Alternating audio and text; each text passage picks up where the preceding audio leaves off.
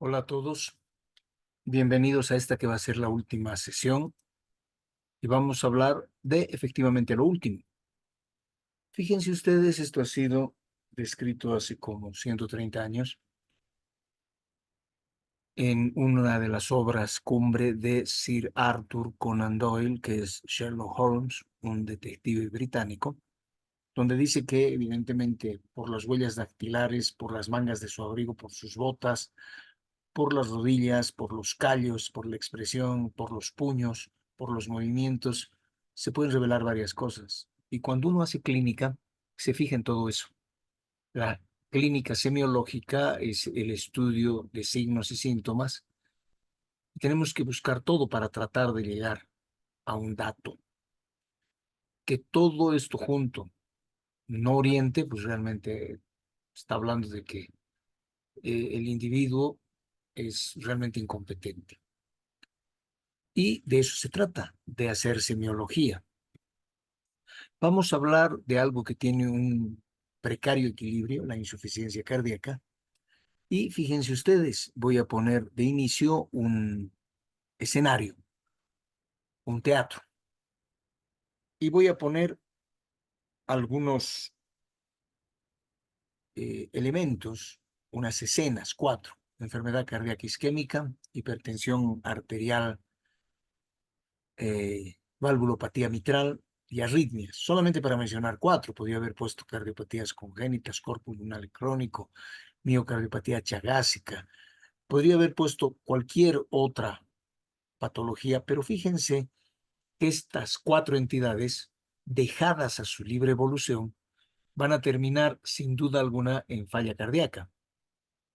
Entonces, la falla cardíaca de ninguna manera es el principio de un problema, es el final de todas las cardiopatías.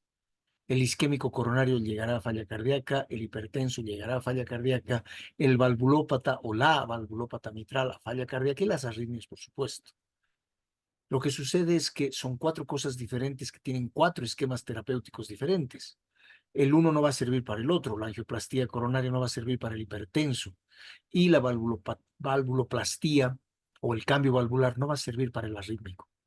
De hecho, es posible que el valvulópata mitral sea un paciente en fibrilación auricular, pero el hecho de cambiar la válvula no lo va a volver a ritmo sinusal. Entonces, los cuatro escenarios son los que configuran un final que se llama insuficiencia cardíaca. No se puede empezar con el diagnóstico de insuficiencia cardíaca, sino hacerlo el final. Si somos conscientes de el concepto, la insuficiencia cardíaca o la falla cardíaca es una situación en la que el corazón no es capaz de expulsar la sangre de manera suficientemente óptima para cubrir los requerimientos metabólicos del cuerpo. O a lo mejor sí es capaz, pero aumentando anormalmente sus presiones de llenado y de vaciado. Entonces, a lo mejor lo puede hacer, pero no lo hace con la habilidad, con la prestancia y con la solvencia que debiera hacerlo. Entonces, la insuficiencia cardíaca es un síndrome,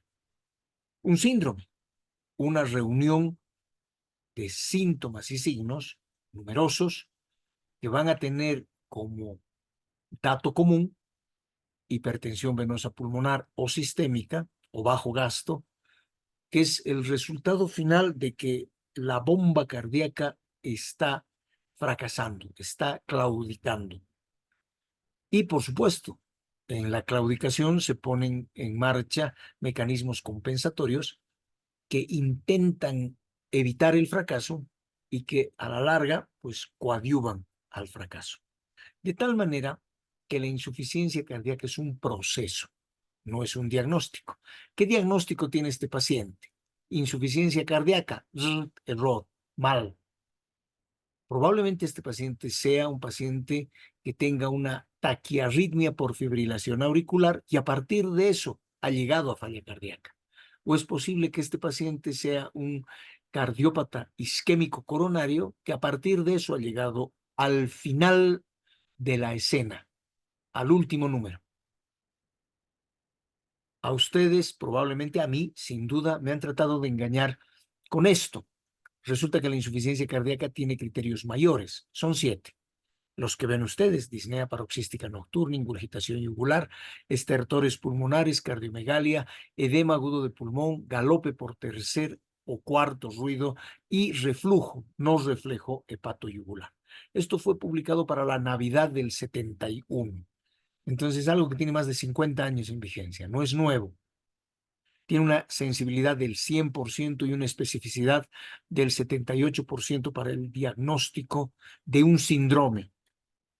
Y los criterios menores son estos que leen: edema en extremidades inferiores, tos nocturna, disnea de esfuerzo, hepatomegalia, derrame pleural, capacidad vital 1/3 de la prevista, eso lo vamos a ver un poco más adelante, y taquicardia mayor a 120. Esto ha sido revisado además en 2013 y ha sido corroborado como tal.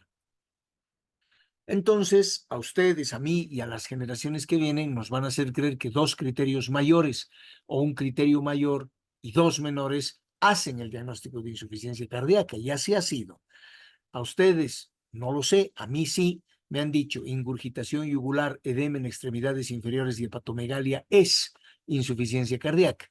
Y resulta que es la unión de un criterio mayor, ingurgitación yugular, y 2 menores, el edema en extremidades inferiores y la hepatomegalia, pero no lo es todo. Podía haber sido otro el criterio mayor escogido y otros los menores, y todos hubiéramos creído que eso nomás era la insuficiencia cardíaca. A estos 7 mayores y 7 menores se le añade uno más, que es un criterio facultativo, la mona, el joker, el comodín, que es la pérdida de más de 4,5 kilos en una semana de tratamiento con diuréticos, que lo puedo utilizar como criterio mayor o criterio menor, siempre y cuando lo necesite y me va a salvar del apuro. Lo pongo como me conviene. Esto, como les decía, no es nuevo. Esto se ha discutido ampliamente para el 2018, cuando este estudio cumplía 70 años, y decían 2 criterios mayores, un criterio mayor y 2 menores hacen el diagnóstico de falla cardíaca. Ahora es un poco más amplio: 2 criterios mayores, un criterio mayor, 5 menores o uno solo mayor hacen el diagnóstico de insuficiencia cardíaca, pero el criterio mayor tiene que ser el galope por tercer ruido. Eso tiene que sonar a caballo. Lo vamos a ver también un poco más adelante. Entonces se puede hacer el diagnóstico de falla cardíaca con 2 criterios mayores, un mayor, 2 menores, 5 menores o uno solo mayor, siempre y cuando este sea galope por tercer o cuarto ruido. Fíjense ustedes, 23 de diciembre del 71, la víspera de la Navidad, en el artículo del New England, en la historia natural de la falla cardíaca, el estudio Framingham de Patrick McKee, ya se mencionaba criterios mayores, criterios menores, y abajo, mayor o menor, pérdida de peso mayor a 4,5 kilos en 5 días de tratamiento diurético, como respuesta al tratamiento diurético, pero el galope por tercer ruido estuvo descrito desde el principio. Nada ha cambiado en estos 50 y más años. ¿Cómo es esto del galope? Nosotros tenemos habitualmente 2 ruidos, el primero y el segundo. El primero separado del segundo por la sístole, el segundo separado del próximo primero por la diástole, esa D que desapareció hace un instante. El tercer ruido está inmediatamente después del segundo. Es un ruido protodiastólico. Y el cuarto es un ruido telediastólico. Cuando uno piensa en galope, va a tener algún pensamiento. Un ojo previo, como el cuarto ruido está antecitos del primero, está en la telediástole, al cuarto ruido habitualmente se le llama presistólico, porque está antes de la sístole. Entonces, el tercer ruido se lo llama protodiastólico, y al cuarto presistólico no es tan frecuente la denominación de telediastólico. Uno espera a este galope por tercer y cuarto, espera escuchar esto, el galope del caballo. Pero lo interesante es la cadencia, cómo suena. No voy a hablar, voy a dejar que lo escuchen, y lo pueden escuchar 1000 veces. De hecho, se lo pueden bajar este video si quieren. lo pueden descuartizar. El galope por tercer tiene esta cadencia.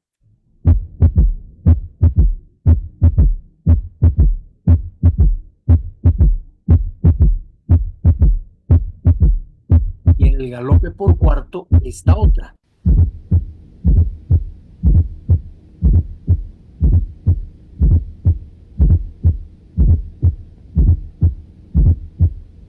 Ojo, a este, al por cuarto, se le llama galope presistólico, lo reitero. Este solo criterio único, puede dar diagnóstico de falla cardíaca. Y en los dos casos, pues uno puede seguir ese ritmo y puede intentar bailar lo que está auscultando. ¿Cómo es esto de la clase funcional? ¿Cuál es la clasificación? Esto es interesante. Como la falla cardíaca es un síndrome que puede ser el resultado de cualquier cosa en el corazón, hay estadios del American College of Cardiology o del American Heart Association. Son una reunión de dos grandes entes asociados. Lo tienen dividido en 4 estadios: A, B, C y D. El A es confuso.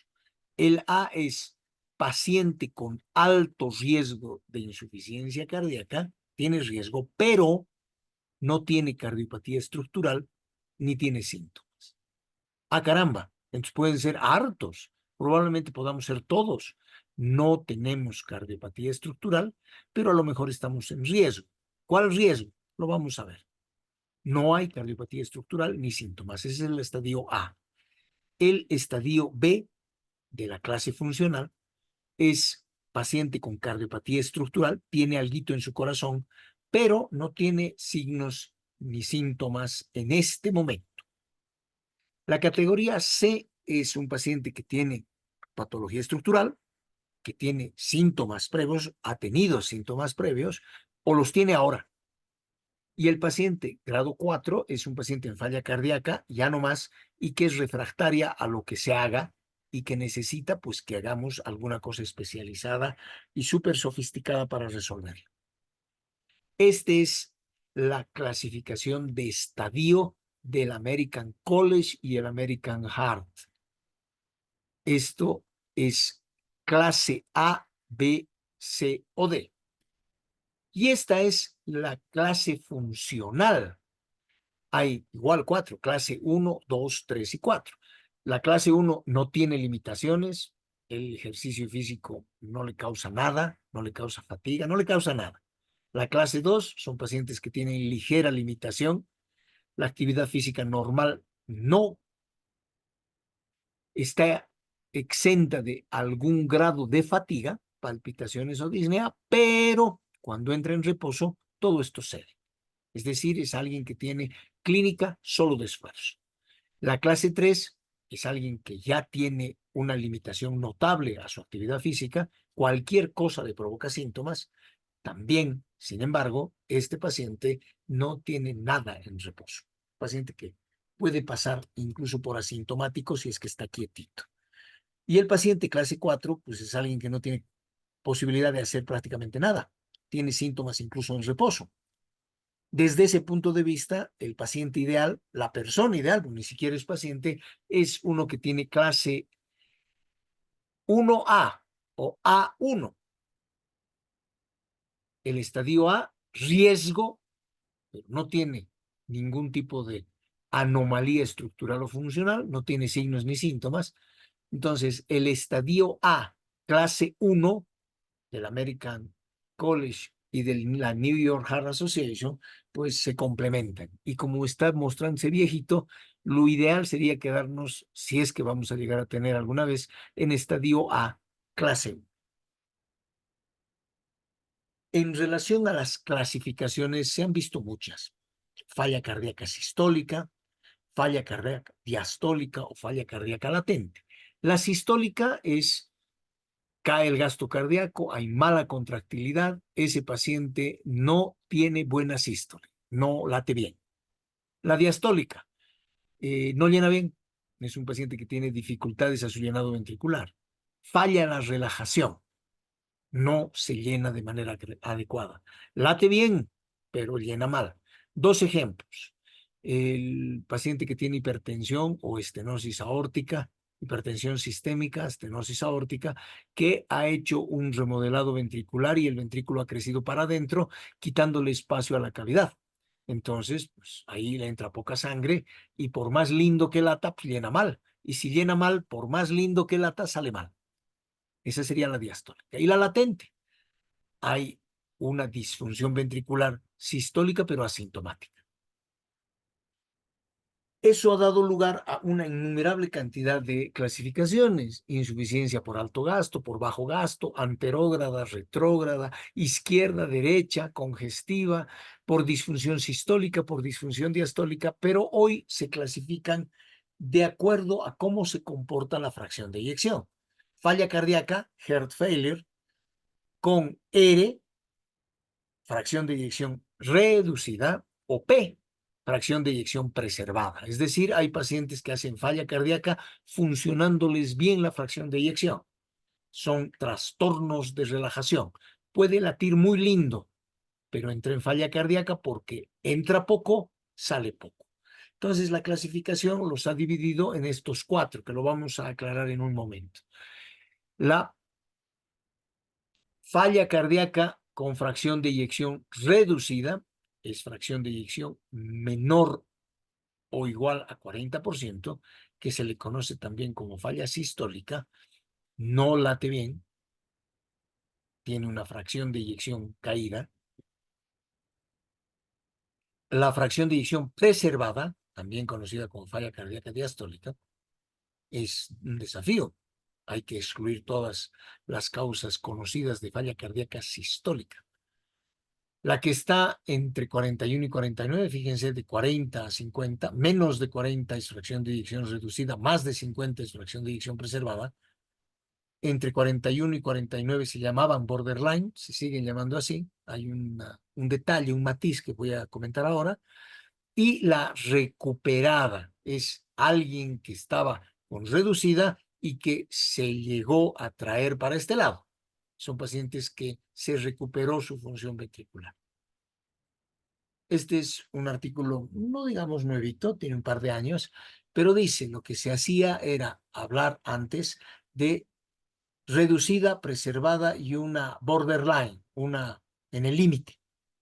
Entonces, ahora lo que se hace, se habla de una reducida cuando la función sistólica tiene una fracción de eyección de menos del 40%, recuperada cuando, o borderline cuando está entre 41 y 49, y preservada cuando es más de 50.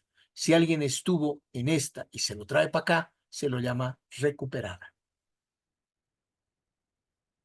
Un poco de lo mismo, falla cardíaca con fracción de eyección menor a 40, reducida, borderline, preservada y de acuerdo al tiempo, reciente, transitoria, crónica, aguda, estable, está empeorando, izquierda, derecha, combinada, congestiva, en fin.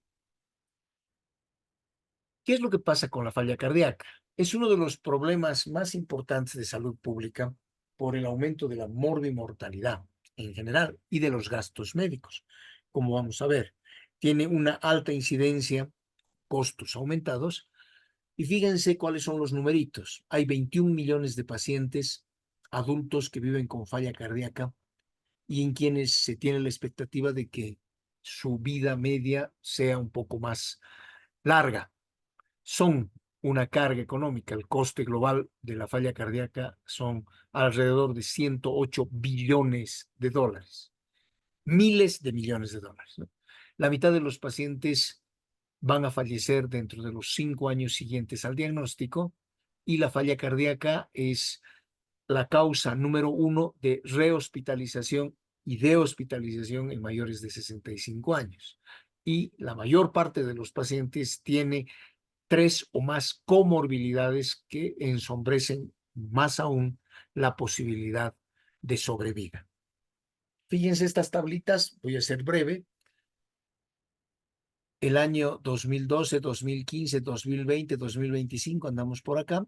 El total en gasto entre 6 y 7 mil billones de dólares. Estos son los gastos por edad, de 18 a 44 se gastan esto en billones de dólares, de 45 a 64, de 65 a 79, y fíjense, en los mayores de 80, el valor cae dramáticamente mucho más abajo que de 45 a 64. Y es porque este grupo etario tiene pocos habitantes, pues cada vez se van muriendo antes por falla cardíaca y muy poquitos, pero bien gastadores, son los que llegan a tener 80 años o más. Y hay costos directos e indirectos, y los dos suben y van a seguir subiendo en el tiempo. ¿Cuáles son los costos directos de una falla cardíaca? Bueno, al paciente hay que llevarlo al hospital, se le hará una placa de tórax, tiene un costo, así esté cubierta por el seguro. Tiene que hacerse un electrocardiograma, laboratorio probablemente, ecocardiografía, se podrá hacer resonancia, a lo mejor se hace angiotac, a lo mejor se hace coronariografía. Entonces, todo eso tiene un costo, que es el costo directo de la enfermedad, y eso trepa geométricamente. Pero hay costos indirectos. Ejemplo, tengo que llevar a mi padre enfermo al hospital. Lo tengo que llevar en taxi o lo tengo que llevar en auto. Si lo llevo en auto, pierdo un día de trabajo y gasto gasolina llevando a mi padre. Podría esa gasolina pues, gastarla, no sé, paseando, pero no, lo llevo. Y si estamos allá y nos tomamos un tiempo y no se va a hospitalizar, pues tenemos que comer alguito, él querrá un refresquito o a lo mejor querrá una pasancalla, algo que representa la necesidad de gastar algo de dinero, que son gastos indirectos. Me tengo que quedar con él, voy a tener que cenar o desayunar o almorzar o, no sé, pagar un café para mí, la necesidad de quedarme a lo mejor hospedado si es que vivo lejos o estoy yendo a otro departamento, a otra regional, a otro hospital.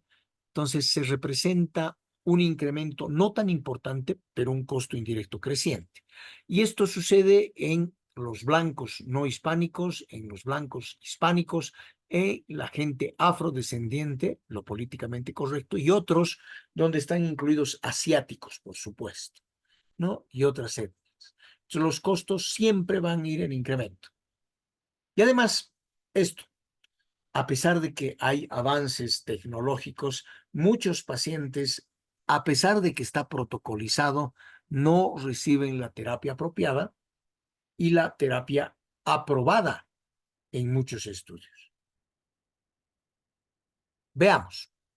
Fíjense, dos publicaciones de 2 años diferentes, 1999, 2011. El efecto de la espironolactona, el primero, este estudio se llama el estudio RALES y este se llama el estudio EFESOS. El RALES tiene la S de espironolactona y el EFESOS tiene la EP de eplerenona, primas hermanas. ¿Qué se ha demostrado desde el 99? Que el uso de la espironolactona aumenta la probabilidad de sobrevida. Por eso todo paciente en falla cardíaca se va a su casa con espironolactona, por costos y por accesibilidad. Es más barata y más accesible que esta otra, la eplerenona, su prima hermana sofisticada, que años después ha demostrado que una cosa es aumentar la probabilidad de la sobrevida y otra cosa es disminuir la muerte por cualquier causa. Una cosa es disminuir la mortalidad y otra cosa es aumentar la sobrevida. Combinadas las dos, pues es una maravilla. Uno tiene menos perspectiva de morirse y vive más tiempo de lo que se supone debería vivir. Entonces, esto está definido hace años. Pero fíjense ustedes cuál es el problema. Menos de un tercio, está traducido ya en la parte de abajo, de los pacientes que se eligen hospitalizados por falla cardíaca y que participaban en un registro de mejora de la calidad han recibido tratamiento con espironolactona. Menos de un tercio. Entonces, 2 tercios se benefician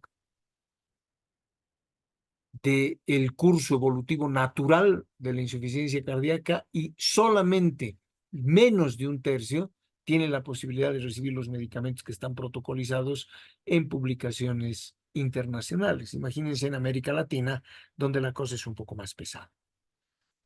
Como mencionaba, la falla cardíaca tiene enorme cantidad de etiologías probables. Enfermedades valvulares, enfermedades miocárdicas, endocárdicas, la aparición de arritmias, congénitos, pacientes con sobrecarga de volumen, estados de alto gasto como la anemia, la tirotoxicosis, las fístulas arteriovenosas de los pacientes en falla renal o enfermedades pericárdicas van a aumentar la cantidad de pacientes afectados por este síndrome complejo. Claro, podemos hablar de daño miocárdico directo, enfermedad cardíaca isquémica o aterosclerótica, miocarditis, ojo, un guiño para el COVID, miocardiopatías, estados nutricionales. Muchos pacientes que son alcohólicos prefieren tomarse un traguito que comer y tienen a la larga serios problemas carenciales. Pacientes que tienen sobrecarga de volumen o de presión, o pacientes que tienen restricción al llenado de su ventrículo, dependiendo de la causa, van a ser pasibles a tener algún tipo de falla cardíaca. Volvemos a esto. Todo el mundo intenta hacer un checking list, un tiqueado de ver cuáles son nuestros problemas, porque se anda buscando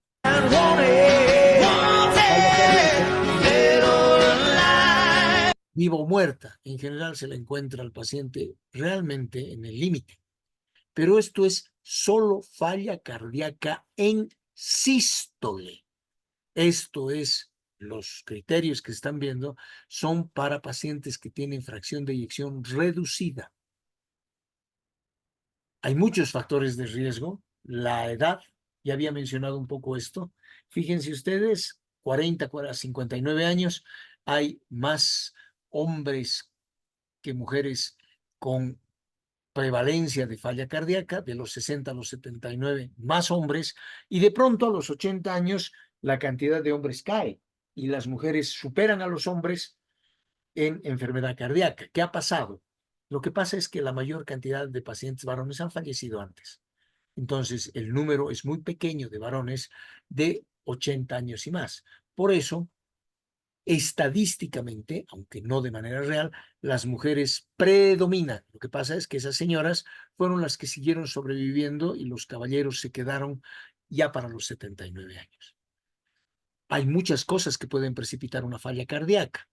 La ingesta de sal y el líquido, no nos olvidemos que la sal retiene líquido, por eso la primera maniobra no farmacológica es la dieta hiposódica en los pacientes con falla cardíaca.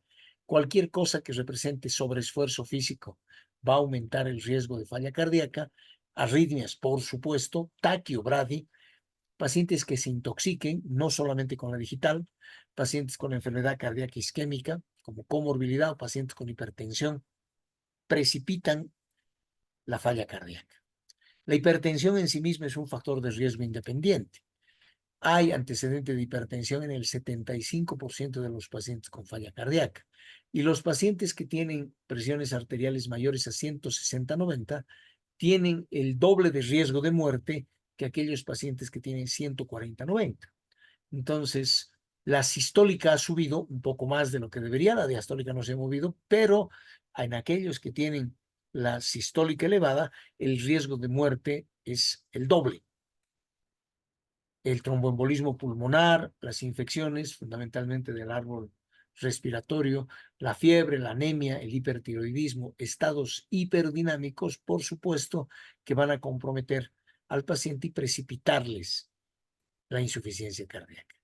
Los pacientes que consumen alcohol, los pacientes que están en falla renal, los pacientes que reciben fármacos que retienen la sal, como los antiinflamatorios no esteroideos, los esteroides, los estrógenos o algunos productos capilares como el minoxidil pueden precipitar falla cardíaca, y algunos productos que pueden llegar a ser depresores de los cardiomiocitos, como los beta bloqueantes que van a producir bradicardia, los calcio antagonistas que pueden llegar a producir taquicardia y los antidepresivos tricíclicos por una acción miocárdica tóxica directa. De hecho, los medicamentos anticancerosos, arilantranílicos y arilantracíclicos, pueden precipitar también falla cardíaca, razón por la cual ha crecido la demanda de la cardio-oncología hoy. La clínica es la pauta fundamental del diagnóstico. Una buena historia y una buena exploración van a dar la pauta y, por supuesto, todo lo que a ustedes se les ocurra como métodos complementarios. Pruebas hematológicas, bioquímicas, electrocardiograma, placa de tórax, donde puede aparecer todo, puede aparecer nada, y los biomarcadores, que es la nueva puerta que se ha abierto en esta última temporada. Determinaciones de péptido atrial natriurético o el propéptido, el BNP o el NT-proBNP, pueden ayudar al diagnóstico. Pueden ser de ayuda en pacientes agudos o descompensados que tienen clínica compleja, las troponinas cardíacas también, pero los péptidos tienen una particularidad. Son parte, desde hace más de 10 años, de una secuencia para hacer evaluaciones de pacientes con falla cardíaca. El paciente llega con una clínica sugestiva de falla cardíaca sistólica, se le hace un eco transtorácico, un electrocardiograma, la química sanguínea. La anemia, que es uno de los factores precipitantes hoy, debe descartarse siempre, y la determinación de péptidos natriuréticos más la placa de tórax. Lo interesante es que se especula mucho y se espera mucho de los péptidos. Uno piensa que los valores altos de los péptidos me van a confirmar la presencia diagnóstica. No. Lo importante de los péptidos es su valor negativo, porque nos permite descartar, no confirmar. Los péptidos son normales, esto no es insuficiencia cardíaca. No es. Nos permite descartar en aquellos pacientes en quienes ya la clínica no mostraba tanta probabilidad.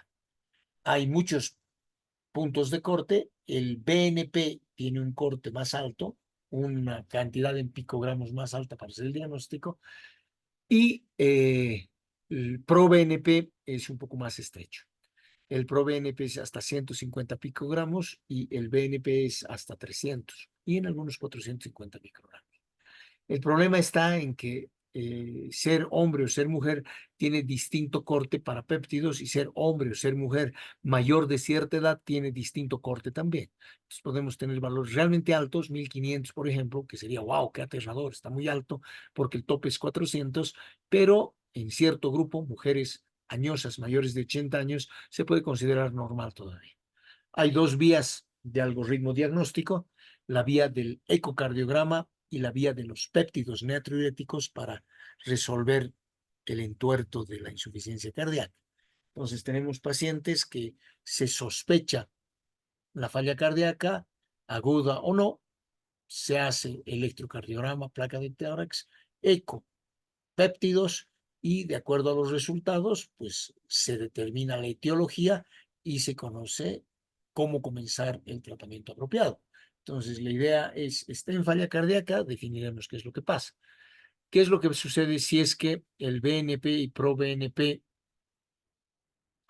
son normales o muy bajitos? Entonces, se descarta la falla cardíaca o vamos a electrocardiografía, eco, y si esto define nuevamente que estamos frente a la posibilidad de un paciente con un problema de disfunción miocárdica, pues se confirma, se busca, ya que estamos haciendo eco, la etiología, y ya damos el tratamiento apropiado. Esto en relación a la falla cardíaca sistólica. Fíjense ustedes, este artículo es viejito, tiene 10 años, habla de la disfunción diastólica preclínica, falla diastólica antes de tener clínica. Voy a ampliar esta imagen porque necesita conocerse bien. Este es el estadio A, un estadio ideal. Todos nosotros tenemos factores de riesgo, pero no tenemos clínica. ¿Cuáles son los factores de riesgo? Irse haciendo mayor. Tener en la familia, no personalmente, en la familia, historia de enfermedad arterial coronaria, hipertensión, dislipidemia, diabetes, enfermedad vascular periférica y o síndrome metabólico. Estos son factores de riesgo. No se conoce el tiempo en el cual tener estos factores de riesgo, no tener cardiopatía definida ni síntomas, estar en estadio A, pasa a estadio B. ¿Cuándo se pasa a estadio B? Cuando hay estos factores de riesgo cardiovascular más algunos otros no cardiovasculares, disfunción renal, anemia. Por eso es imprescindible conocer el estado del hematocrito, la hemoglobina y la cinética del hierro en pacientes con falla cardíaca. Y el añadir enfermedad pulmonar obstructiva crónica, un EPOC, puede hacer que pasemos del estadio A, no tenemos nada más que historia, no tenemos daño cardíaco, no tenemos síntomas, pero tenemos un abuelito diabético o un papá hipertenso o una mamá hipertensa. Si además añadimos otros factores no cardiológicos, renales, hematológicos o pulmonares, también en un tiempo indeterminado, que puede en general ser mayor a los 5 años, pasamos al estadio C o D de falla cardíaca con fracción de eyección preservada. Llegamos a falla cardíaca con fracción de eyección preservada, es decir, hay disfunción diastólica en estos grupos etarios. Es por eso que esto se llama el estudio preclínico de disfunción diastólica. ¿Cómo hacemos la evaluación de la disfunción diastólica o de la función diastólica? Fíjense ustedes, aquí está una publicación del 2016, las recomendaciones para la evaluación de la función diastólica por eco. Se hace lamentablemente solamente a través de métodos complementarios. Este es del 2018, la evaluación de la función diastólica ventricular, una puesta al día o el estado de arte después de 35 años del advenimiento del Doppler. Tenemos esta otra que es del 2022, la evaluación de la diástole por ecocardiografía. De hecho, hay diastólogos hoy, gente expuesta solo en diástole. ¿Cuál es la puesta al día?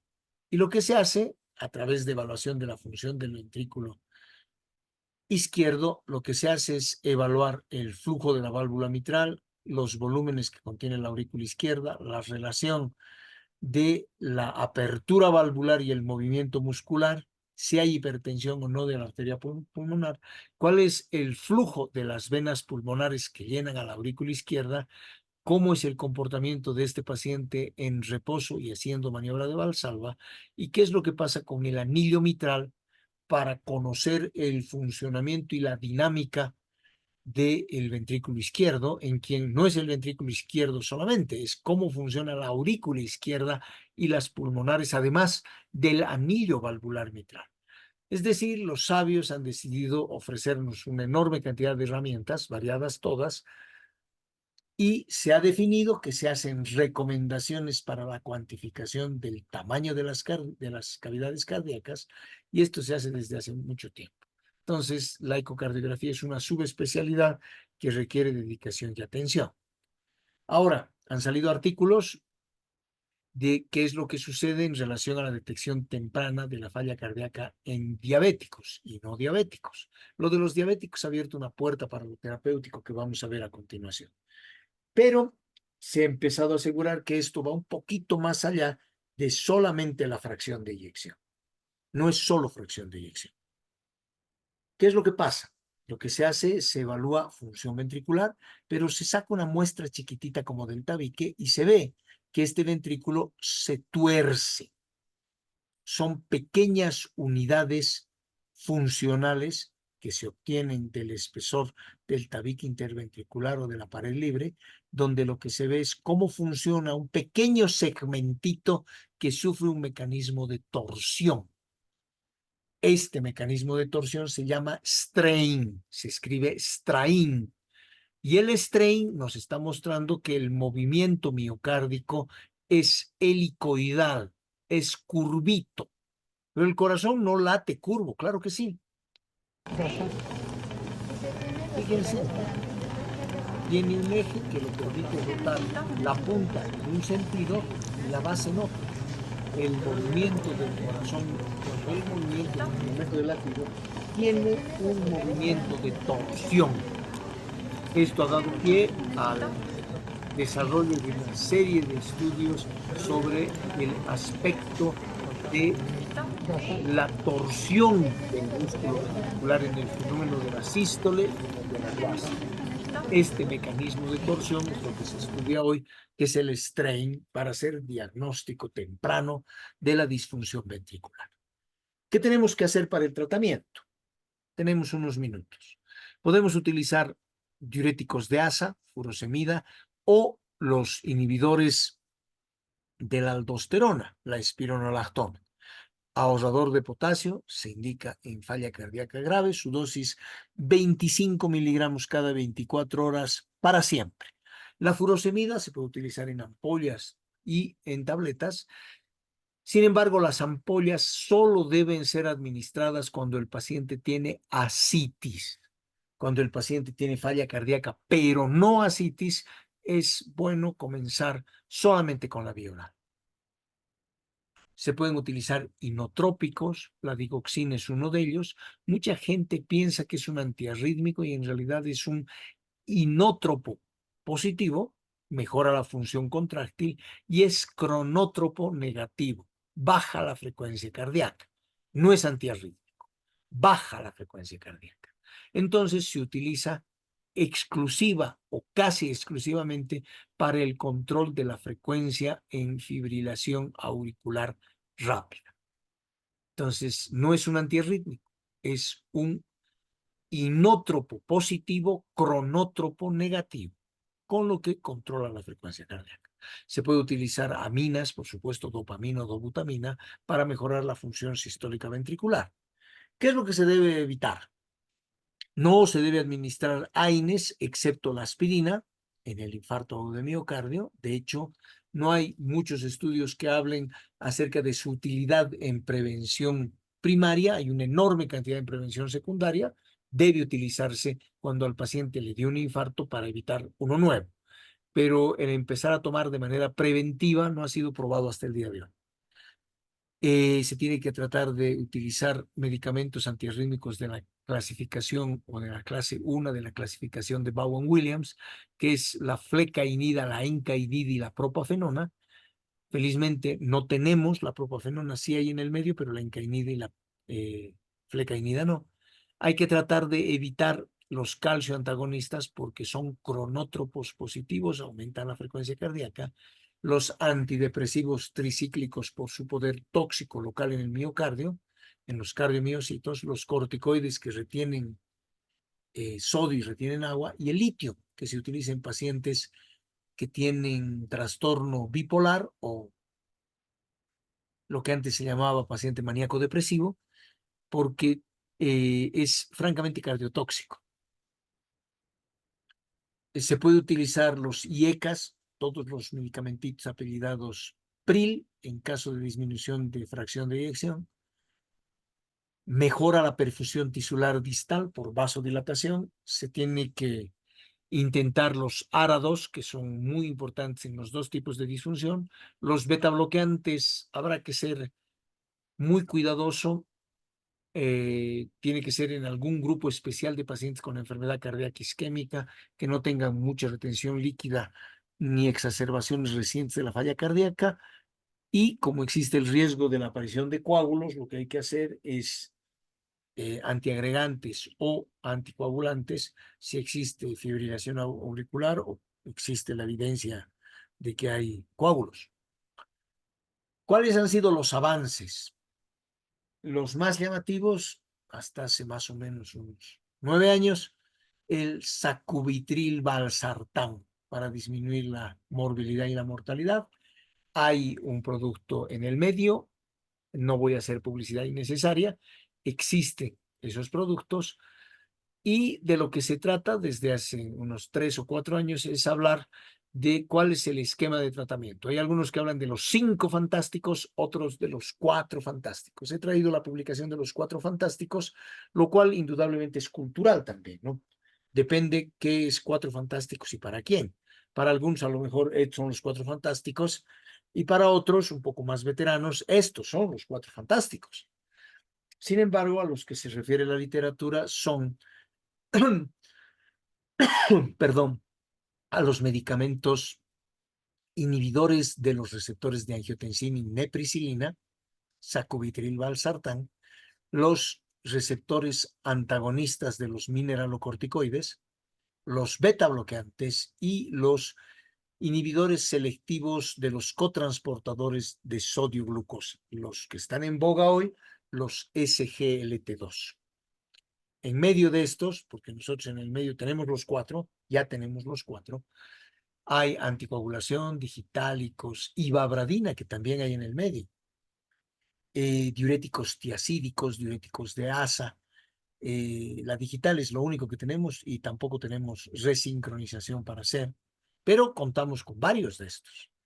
Lo interesante fuera tener pacientes en que se pueda reducir la mortalidad, se pueda reducir la progresión de la falla cardíaca, que no haya hipertensión, que el paciente controle su peso, que no sea obeso, que no se sobrecargue de volumen, que no esté dematizado y que tenga además un efecto cardioprotector, renoprotector y metabólico protector.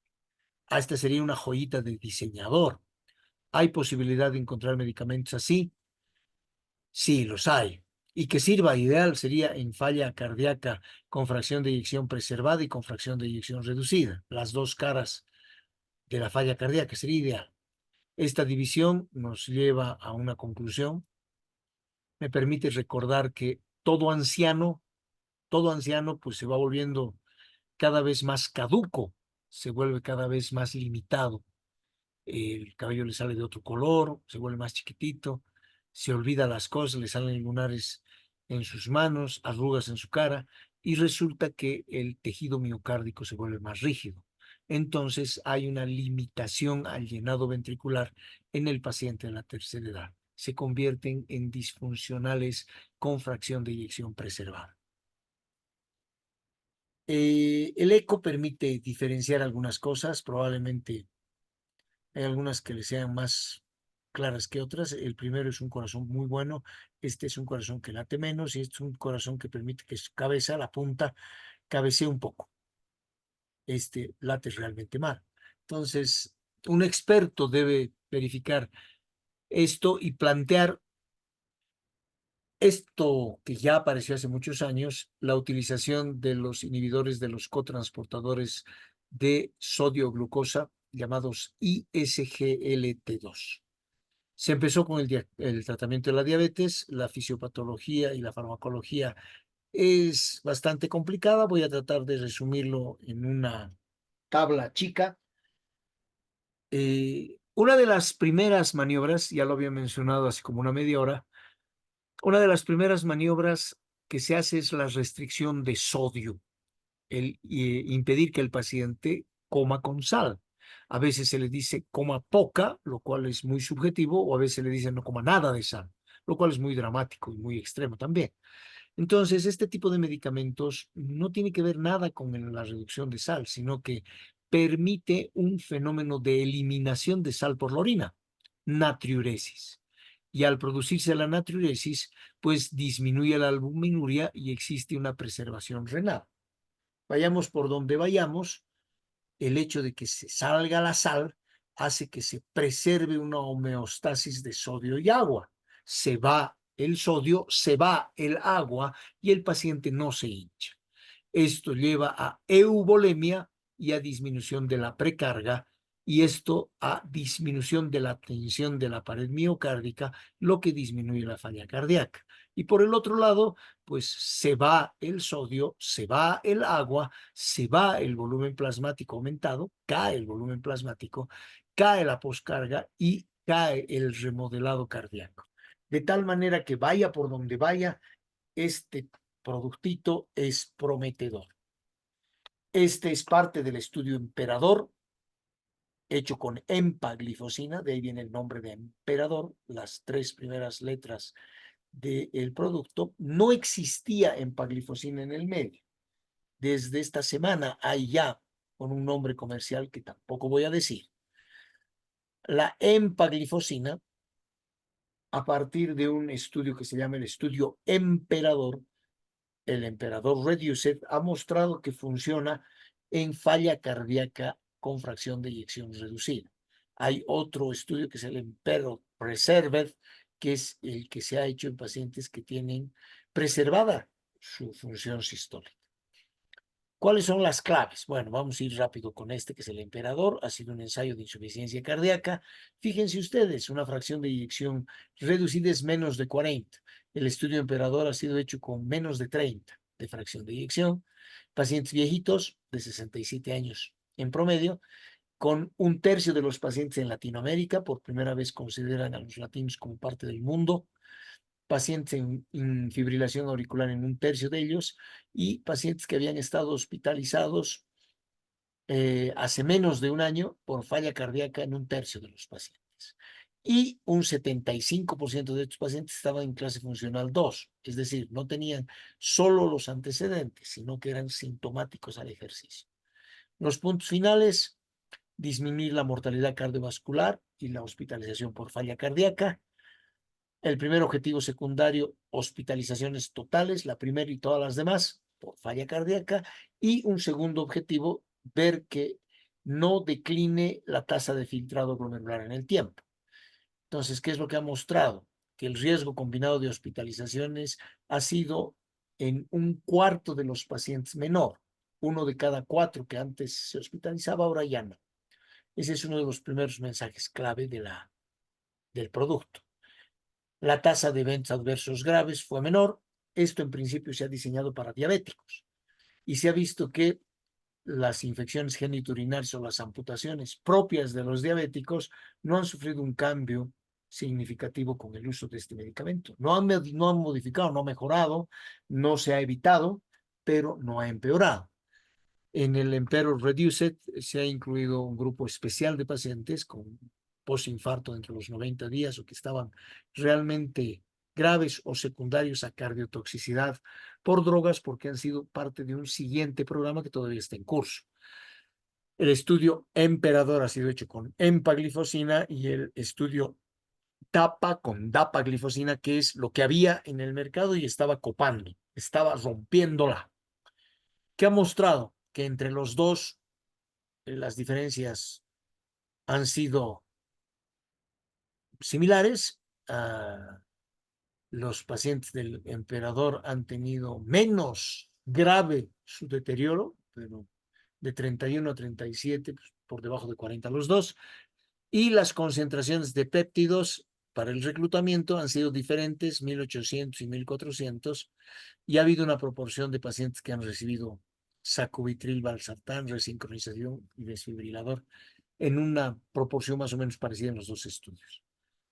Ha habido una consistente reducción de eventos cardiovasculares y renales en pacientes con y sin diabetes, con y sin fibrilación auricular, negros, blancos, musulmanes, rubios, protestantes, católicos, ortodoxos, agnósticos, todos. No ha habido una significación importante y ha disminuido la mortalidad cardiovascular en un 38%. Y esto es independiente de diabetes o no. Por eso esta es la cresta de la ola, este es el boom hoy. Este es el estudio con dapaglifosina que se ha hecho, y aquí, porque hay varios, ¿qué es lo que pasa en los pacientes con eventos? Ha habido reducción de los eventos en el estudio con empaglifosina, con canaglifosina, con dapaglifosina y con ertuglifosina. En todos ha habido un resultado favorable, disminuyendo la aparición de eventos cardiovasculares. Lo único que falta a este producto es curar la caspa y la melancolía.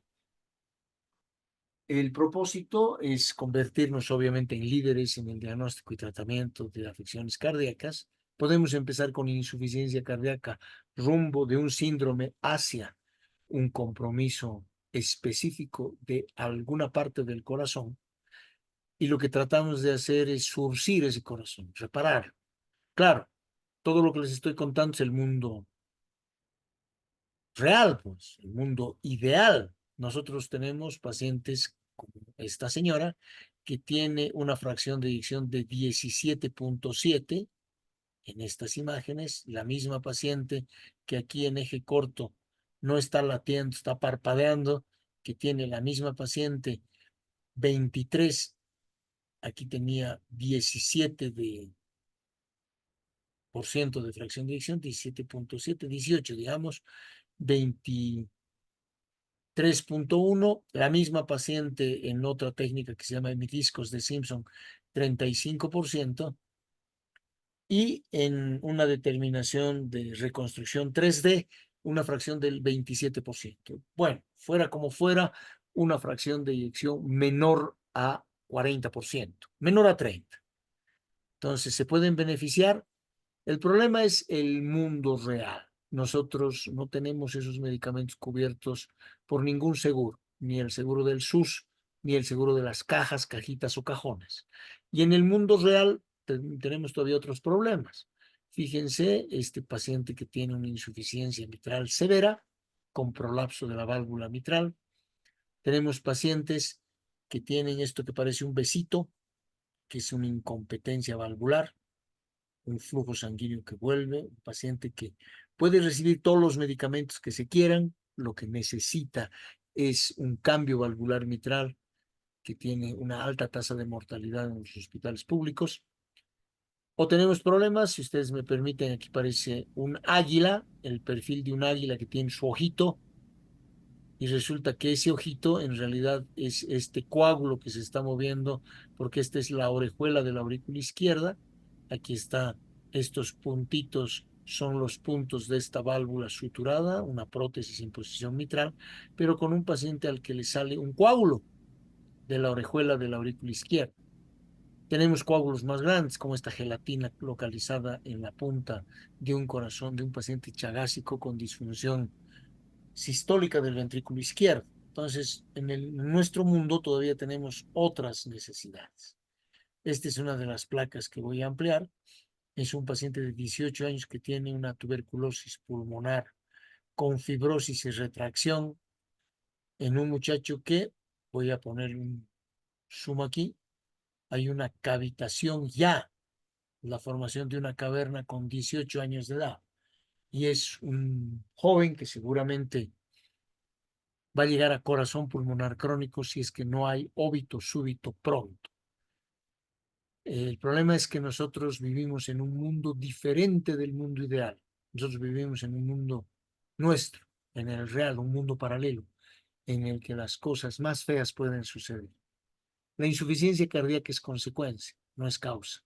Es el resultado final de muchas, incluso de estas patologías. Los pacientes que tienen disfunción por tuberculosis de la trama del árbol vascular pulmonar con hipoxia resultante están asociándose ahora con VIH, tuberculosis VIH. Y esas dos combinaciones están íntimamente relacionadas con el cáncer pulmonar. Y si a ese trío le añadimos lo que ustedes van a ver en futuro, que son los tejidos cicatrizales secundarios al COVID por destrucción pulmonar, el futuro de nuestros pacientes no es el más alentador. Lo que hay que hacer es pensar y sospechar siempre. Ojalá actuar pronto y bien. Voy a dejar de compartir con ustedes y me voy a despedir hasta siempre, porque las puertas de mi servicio y los brazos que puedo extender van a estar abiertos para ustedes siempre. Éxito y que les vaya muy bien.